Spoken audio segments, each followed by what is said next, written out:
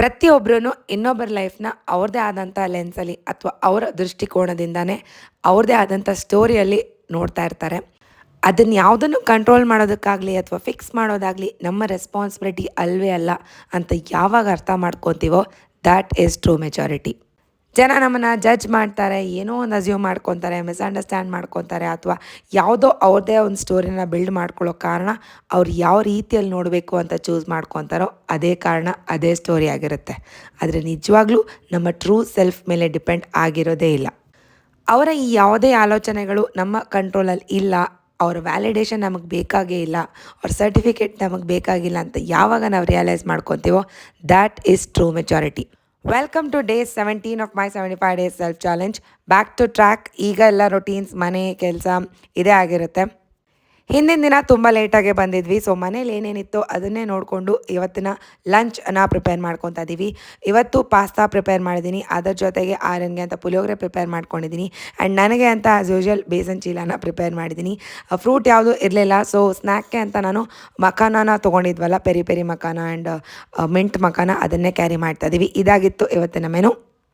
ನನಗೆ ಮಾರ್ನಿಂಗ್ ಡ್ರಿಂಕ್ಗೆ ಅಂತ ನಾನು CFC ವಾಟರ್ನ ತೊಗೊಂಡಿದ್ದೀನಿ. CFC ವಾಟರ್ ಏನು ಅಂತ ಸಾಕಷ್ಟು ಜನ ಕೇಳ್ತಾ ಇದ್ರಿ. ಜೀರಿಗೆ, ಧನಿಯಾ ಆ್ಯಂಡ್ ಸೋಂಪುಕಾಳು ಇದನ್ನೆಲ್ಲ ಹುರಿದು ಪೌಡರ್ ಮಾಡಿ ಇಟ್ಕೊಂಡಿದ್ದೀನಿ. ಸೊ ಅದನ್ನು ನೀರಲ್ಲಿ ಹಾಕಿ ಕುದಿಸಿ ಕುಡಿತಾ ಇದ್ರೆ ತುಂಬಾ ಚೆನ್ನಾಗಿರುತ್ತೆ. ಲೆಮನ್ ಬೇಕಂದರೆ ಆ್ಯಡ್ ಮಾಡ್ಕೋಬೋದು. ಬೇಗ ಬೇಗ ರೆಡಿಯಾಗಿ ಸಣ್ಣ ಪುಟ್ಟ ಕೆಲಸಗಳನ್ನೆಲ್ಲ ಮುಗಿಸ್ಕೊಂಡು ಸ್ಕೂಲ್ಗೆ ಹೊರಟು ಬಂದಿದ್ದೀನಿ. ಮಂಡೇ ಆಗಿರೋದ್ರಿಂದ ಒಂದು ಸ್ವಲ್ಪ ಮೋಟಿವೇಶನ್ ಬೇಕಾಗುತ್ತೆ ನಮಗೆ. ಎಲ್ಲ ಮರ್ತೋಗ್ಬಿಡ್ತೀವಿ, ಟ್ರ್ಯಾಕೇ ಇರೋದಿಲ್ಲ.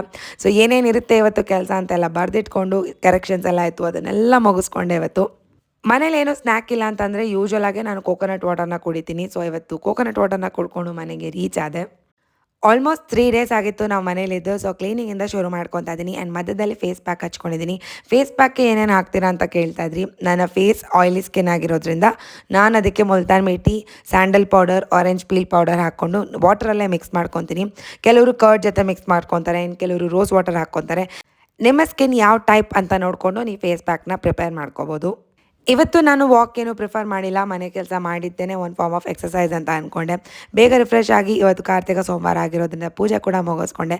ಸಿಕ್ಕಾಪಟ್ಟೆ ಟಯರ್ಡ್ ಆಗಿಬಿಟ್ಟಿತ್ತು. ಸ್ಕೂಲಲ್ಲೂ ಸಿಕ್ಕಾಪಟ್ಟೆ ಕರೆಕ್ಷನ್ಸ್ ಇತ್ತು, ಮನೆಯಲ್ಲೂ ಕೆಲಸ.